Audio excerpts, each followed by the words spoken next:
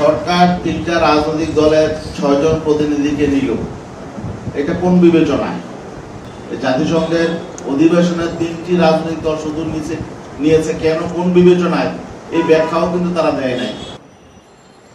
প্রথমত আমরা যে 5 দফা দাবি জানিয়েছি এটা এই সরকারের অঙ্গীকার ছিল, তো আমরা চাই না এই সরকার ব্যর্থ, তারা তাদের অঙ্গীকার পালন করুক, বাস্তবায়ন করুক, এটাই আমরা চাই।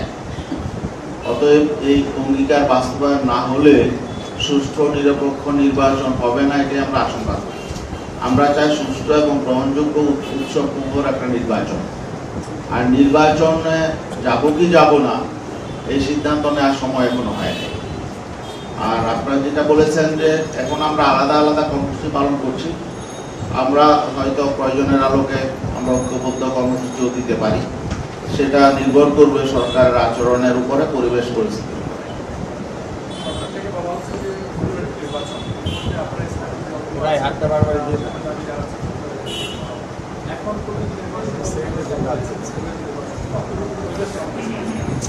নির্বাচনের জন্য যে পরিবেশ দরকার সেটা এখনো নাই, এই জন্যই তো আমরা লেভেল প্লেইং ফিল্ড চাচ্ছি।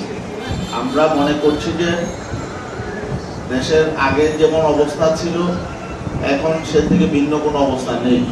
অতএব বিগত দিনের নির্বাচনগুলো যেমন হয়েছে, সামনে লেভেল প্লেইং ফিল্ড ছাড়া এবং আমাদের যে দাবিগুলো আছে এই দাবিগুলো বাস্তবায়ন ছাড়া যদি নির্বাচন হয় তাহলে ঠিক আগের মতোই নির্বাচন হবে।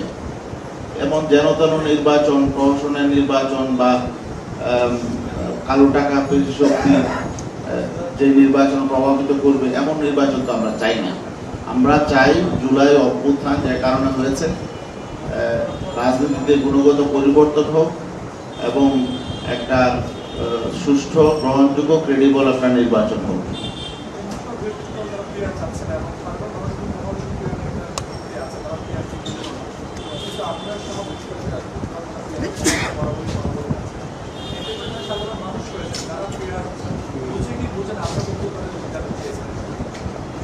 না, পিআরের বিষয় নিয়ে আপনারা দেখেছেন কয়েকটা সংস্থা জনমত জরিপ করেছে। এখানে তো একটা জরিপে আমরা দেখেছি 71% মানুষ পিআর চায়। আরেকটা জরিপ তারপরে আবার হয়েছে, সেখানে বলেছে যে 55 বা 56% মানুষ পিআর চায় না। তাহলে এই জরিপে কিন্তু আমরা দেখতে পাচ্ছি যে প্রায় 45% মানুষ পিআর চায়। দুইটা জরিপ যদি আপনারা দেখেন তাহলে আমরা মনে করতে পারি যে প্রায় 50%-এর বেশি মানুষ পিআর চায়, আর অধিকাংশ রাজনৈতিক দল চায়। অতএব মানুষ পিআর বুঝে না, বিষয়টা এমন না। আর পিআর তো কোনো যন্ত্রের, মেশিনের নাম না ইভিএম এর মতো। পিআর একটা পদ্ধতি, নির্বাচন মানে প্রপোর্শনাল রিপ্রেজেন্টেশন, সংখ্যানুপাতিক পদ্ধতি। ভোট তো মানুষ যেভাবে দিচ্ছে ব্যালটে প্রতীকে সেভাবেই দিবে।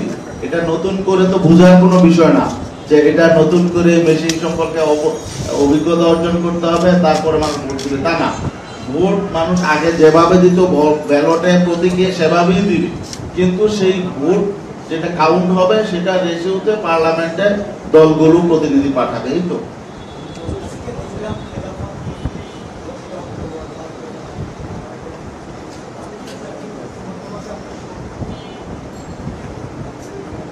না, আমরা তো শুধু খেলাপথ মজলিস না, 7টা রাজনৈতিক দলই আমরা অভিন্ন কর্মসূচি দিচ্ছি। 15ই সেপ্টেম্বর যেমন আমরা 7টা দল অভিন্ন কর্মসূচিতে মাঠে নেমেছিলাম, এবারও আমরা দ্বিতীয় ধাপেও আমরা 7টা দল কর্মসূচিতে মাঠে নামছি। এর বাইরেও অনেকে আমাদের এই কর্মসূচিকে সমর্থন করছে।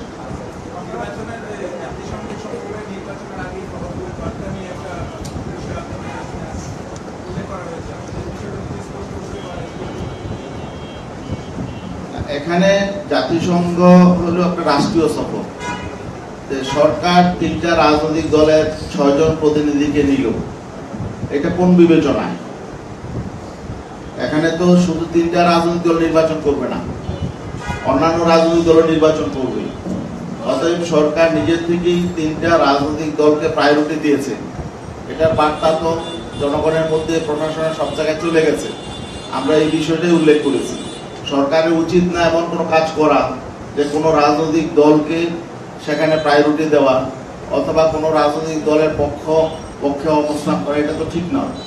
এই জন্য আমরা বলেছি যে সরকারের নিরপেক্ষতা ক্ষুণ্ণ হয়েছে এবং তারা আসলে বৈষম্য করেছে। জাতিসংঘের অধিবেশনের 3টি রাজনৈতিক দল শুধু নিয়েছে কেন, কোন বিবেচনায়, এই ব্যাখ্যাও কিন্তু তারা দেয় নাই। তো এই জন্যই আমরা মনে করছি যে তারা এখানে পক্ষপাতহীন করেছে, বৈষম্য করেছে এবং নির্বাচনে এটার অবশ্যই একটা প্রভাব আমরা মনে করি পড়বে।